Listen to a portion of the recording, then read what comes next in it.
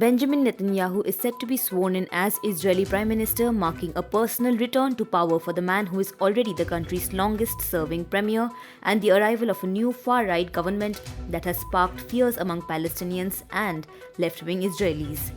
The 73-year-old Netanyahu, who was Prime Minister between 1996 and 1999 and then between 2009 and 21, addressed a session of the Israeli Parliament, or Knesset, on Thursday before a vote of confidence in the new government is held. If that passes and Netanyahu, along with his coalition partners, has a majority, then a swearing-in ceremony for Netanyahu and his ministers will follow.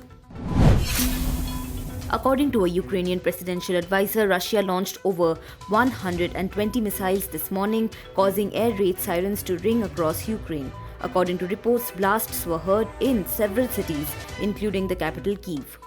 Presidential Office advisor Oleksiy Arestovich took to Facebook and wrote, "A massive air raid, more than 100 missiles in several waves. Power cuts were announced in a few regions to reduce the potential damage to the energy infrastructure."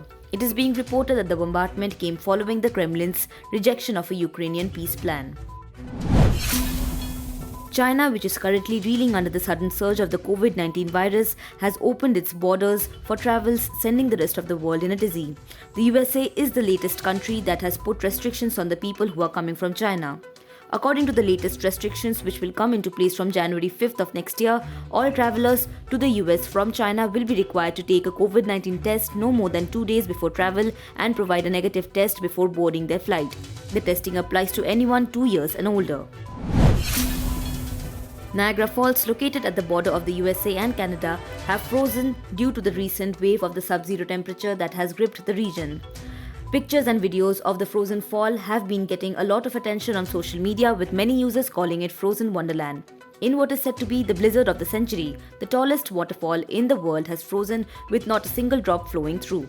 Due to the heavy flow of 3,160 tons of water, it is nearly impossible for the fall to completely freeze. But over the years, the fall has turned into what is being called a partial frozen wonderland.